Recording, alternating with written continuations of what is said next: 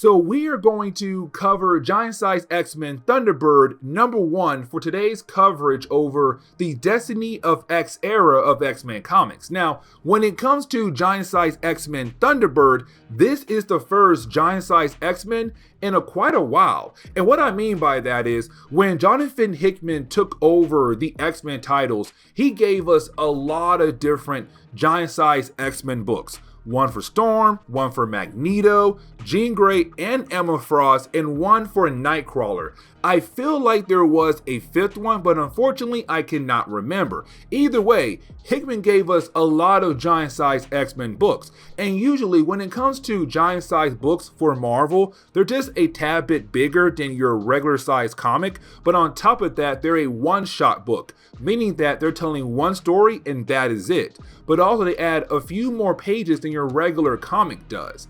And so Giant Size books are used for those particular reasons, to kind of give an extra story but in one particular book. Now usually when it comes to a Giant Size book, they focus on a team or one character in particular. And so that's what I'm saying, when it comes to Giant Size X-Men, it's been a while because Hickman used them as a way to focus on one particular character at a time. And so when it comes to this book, it's focusing on Thunderbird, which honestly, I do kind of like this book, but I want more Giant Size X-Men comics. Either way, when it comes to this book right here, it's all about Thunderbird. Now, this is a character that was just brought back to life recently in the Trial of X of Magneto. Not Trial of X of Magneto, Trial of Magneto, sorry. Either way, at the end of that storyline, the original Thunderbird was brought back to life, John Prowstar, because he died back in Uncanny X-Men number 94 and 95.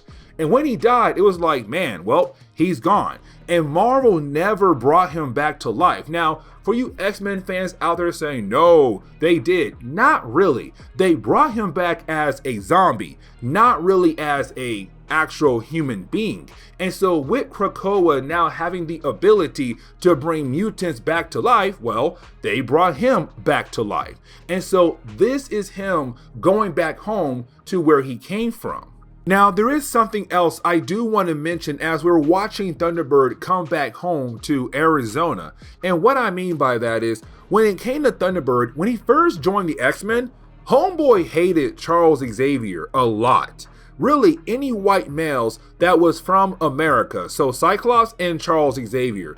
If I remember correctly, he didn't hate Colossus, Nightcrawler, nor Wolverine that much. But Cyclops and Charles Xavier, yeah, he most definitely did. Either way, even though the mutant race did bring him back to life, he said, peace, I'm out, I'm going back home. Now, there is another reason why he is going back home, because when he died, he did not get a proper funeral. He just basically died and his body was burned up in the crash where he died in back in Uncanny X-Men number 95. And so this is him saying, I need to go back home. Now, he already knows that most of his people, his family, they all died or moved on. They don't live where they used to live before he had died, except one person, and that will be his grandmother. Now, this is the grandmother that apparently divorced his grandfather, and we didn't see her because after he died, well, we had no need for his family until his brother took over, except when it comes to his brother, he was too young to remember his grandmother. And so unfortunately, he never saw her after his brother had died. And so when it comes to this storyline, it's him saying it's about time for at least one of us to go see her and see how she is doing. And so when he does arrive at home, he realized that his entire town is dead. Not like literally dead, but it's a ghost town. No one's there right now. And he's wondering where in the world did everybody go to? And so he does ask a bunch of children, hey, where are the adults at? And you have one of the kids tell him that somebody in their right mind thought they had the right to sell Native Americans who are mutants over to the government. And so when the cops came to, well, collect, of course you have the elders say no. And so the elders are now with the cops at some kind of government facility. And as soon as you have Thunderbird hear that, he's all like, okay, that is not okay at all. So technically, somebody who does not live on the reservation sold our rights to the government to gather our X genes from mutants who live on the reservation without our permission. Okay, you know what? I'll be back. I'm going to handle this problem, but at the same time, free the elders who have been captured. And when it comes to Thunderbird, when he does head over to the facility to save the elders, when he walks inside, this is him trying to be nice, a tad bit friendly in his own kind of way. Because right now, his goal is to free the elders without causing too much problems.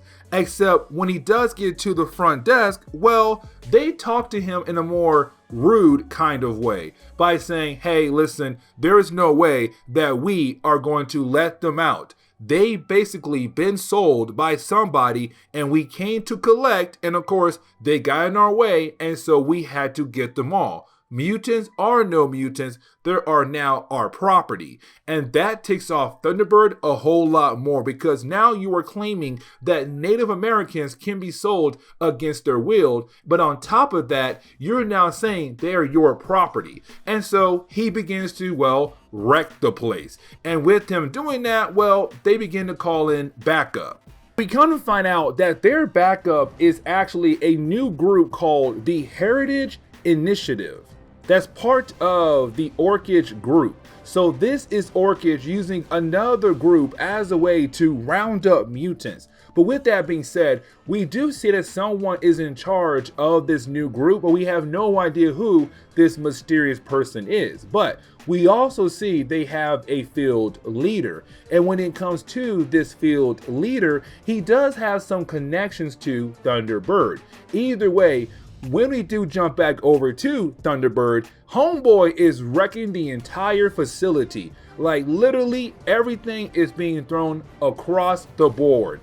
Desks, water bottles probably, chairs, whatever, people as well. Homeboy says, you guys better go ahead and release my people right now. And when you have the Heritage Initiative arrive, their first goal is to just try to run over Thunderbird, which is a bad idea because you have the guy literally catch the truck and say, really? That's your bright idea? Honestly, I would have tried a tank first, then a car on someone like me. But hey, you tried and you failed.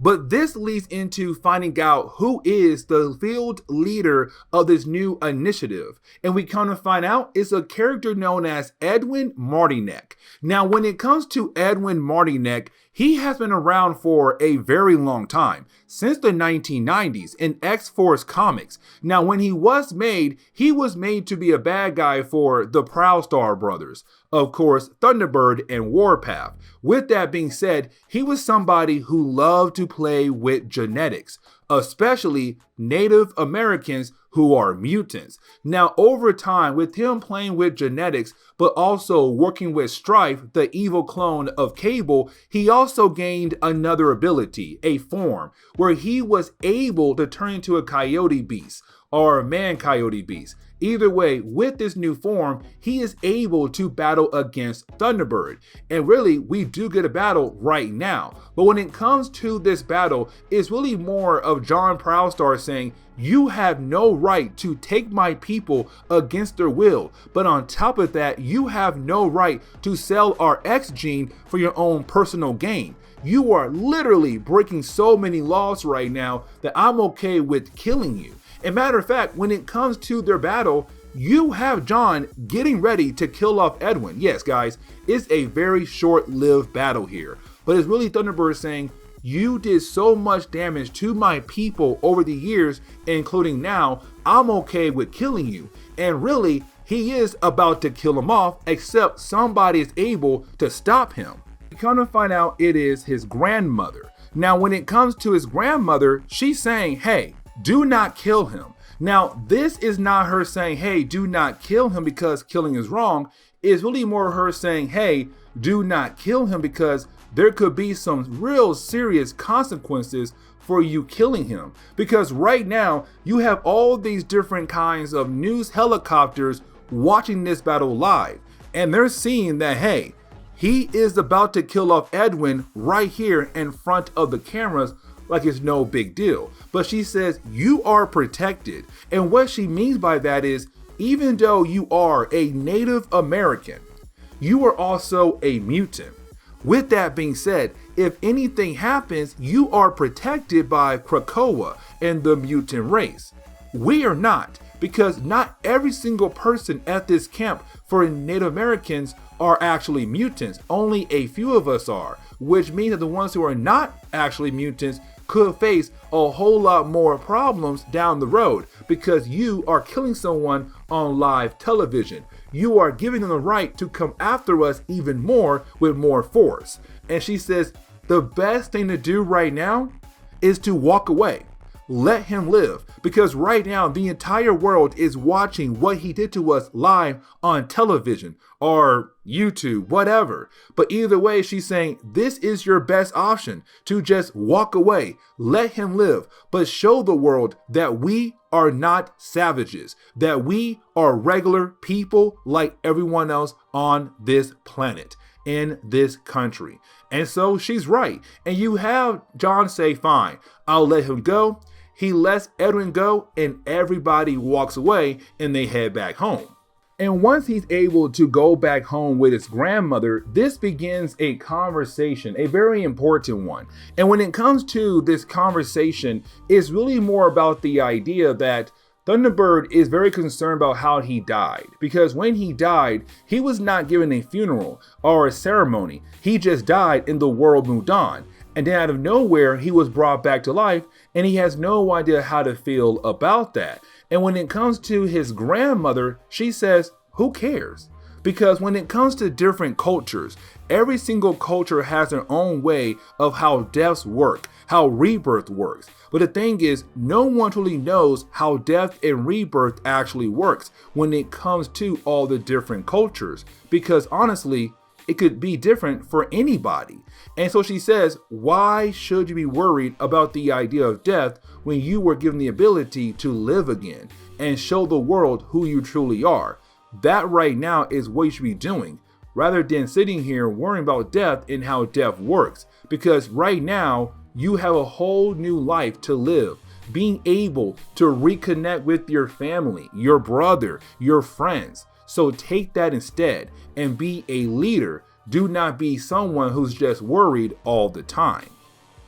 And you have James also come home as well to spend time with his grandmother. And so it's really more of a family gathering. It's a great moment. But this is really more of a book saying, hey, you know what? We now have Thunderbird back. And with him being back, maybe, just maybe, that means he could be very important for other books down the road, like he is right now in X-Men Red. But either way, this is where we are going to end today's comic book video. So please, leave me a like down below and subscribe. Also, if you have any suggestions on books I should read, well, please let me know in the comments below, because you never know, your suggestion could be a future video down the road. But guys, see y'all next time. Later.